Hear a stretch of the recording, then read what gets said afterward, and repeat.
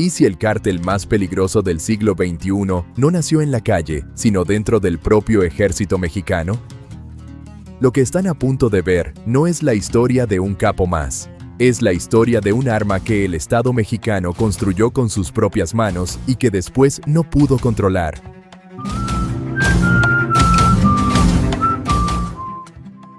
Hablamos del Cártel Jalisco Nueva Generación. El Departamento de Justicia de Estados Unidos lo coloca entre los 5 grupos criminales transnacionales más peligrosos del mundo, al mismo nivel que organizaciones que operan en varios continentes. Hoy tiene presencia en casi todos los estados de México y ha extendido operaciones hacia Europa, Asia y Australia. Esto no es historia vieja, es lo que está pasando ahora mismo, mientras ustedes ven este video. Pero para entender cómo llegó tan lejos, primero hay que entender qué está en juego.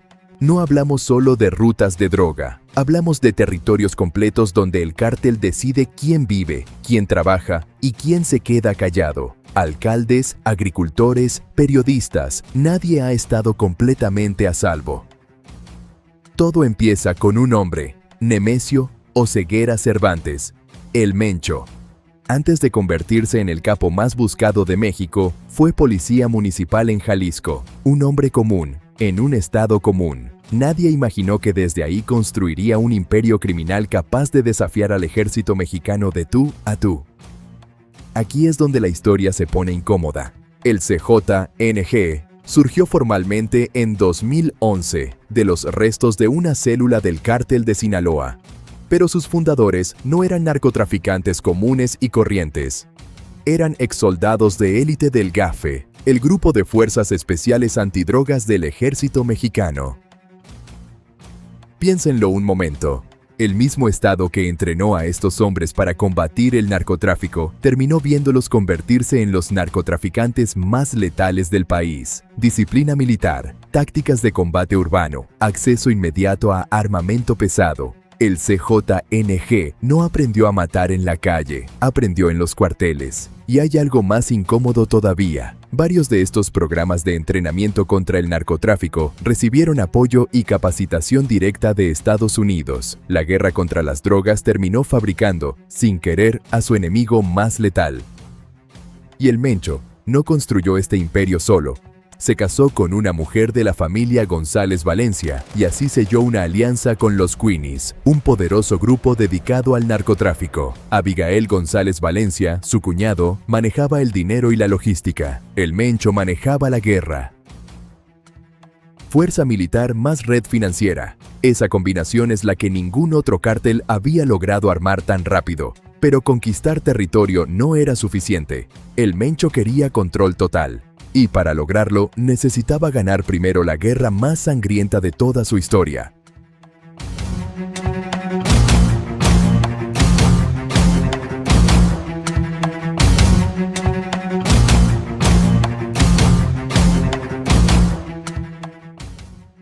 Michoacán se convirtió en el laboratorio de poder del CJNG.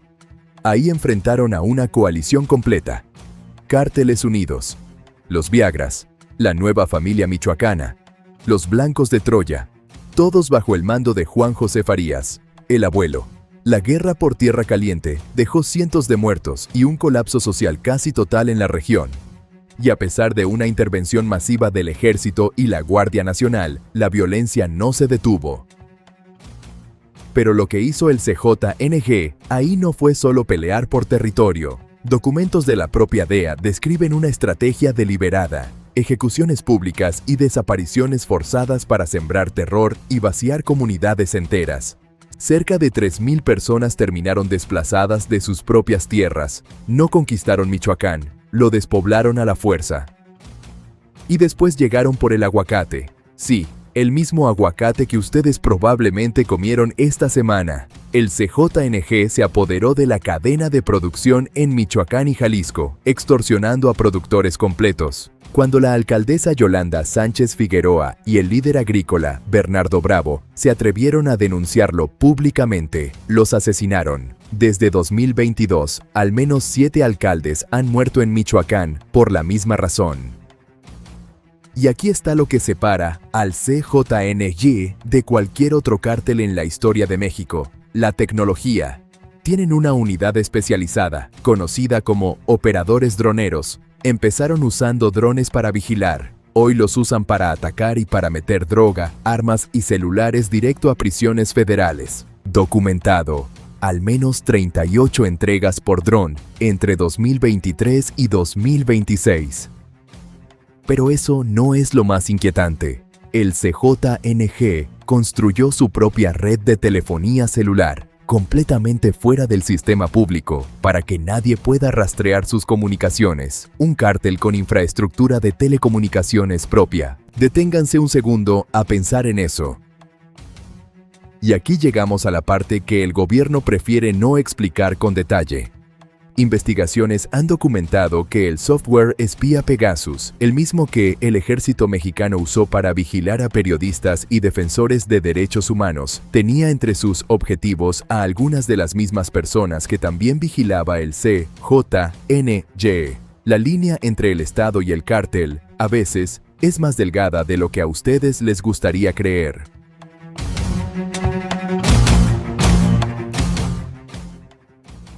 Toda esta maquinaria cuesta dinero, mucho dinero, y el motor principal ya no es la cocaína, es el fentanilo, una droga tan rentable que su margen de ganancia puede llegar hasta 2.700 veces su costo de producción.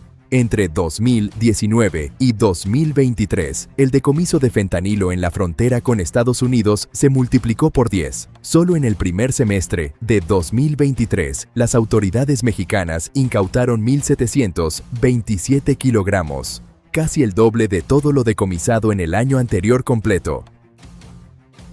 Y cuando el fentanilo no alcanza, hay más fuentes de dinero: huachicol, robo de combustible directo de los ductos de Pemex, con rutas de lavado que cruzan la frontera. El gobierno de Estados Unidos ya sancionó a empresas mexicanas ligadas al CJNG por esto. No estamos hablando de un cártel de droga, estamos hablando de un conglomerado criminal completo. Febrero de 2026.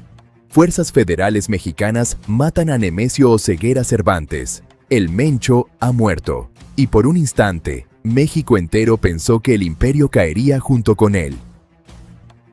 No cayó.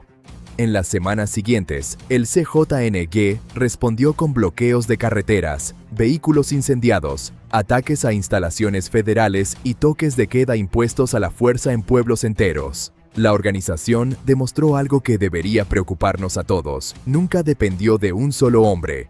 Hoy, dos nombres se disputan la sucesión: Rubén Oseguera Cervantes, ligado por sangre al fundador, y Juan Carlos González, un hombre con doble nacionalidad mexicana y estadounidense. Nadie sabe todavía quién quedará al mando. Esto es lo que la muerte de El Mencho nos enseñó: decapitar a un cártel no lo destruye si el Estado sigue produciendo, sin querer, a sus propios reemplazos. Más de 56,000 soldados desertaron durante la militarización del combate al narco. Muchos terminaron exactamente donde empezó El Mencho, dentro de las filas del crimen organizado. Y mientras nosotros vemos esto desde una pantalla, hay comunidades enteras en Michoacán y Jalisco donde esto no es una historia que se cuenta, es la vida diaria. Entre 2015 y 2022, los homicidios ligados al crimen organizado en México se duplicaron, de 8,000 a casi 20,000 por año. Solo Michoacán acumuló más de 10,000 homicidios durante el sexenio pasado. Es el miedo que sus hijos aprenden a normalizar antes de cumplir 10 años. El CJNG no es una anomalía. Es el espejo de todo lo que el Estado mexicano no ha resuelto en 2 décadas. Y la pregunta que deberían hacerse no es cuándo va a caer, sino qué estamos dispuestos a cambiar para que esto no se repita. En el próximo episodio vamos a hablar de lo que esta violencia le está haciendo a los niños que crecen en medio de ella. Suscríbanse, porque lo que sigue les va a doler.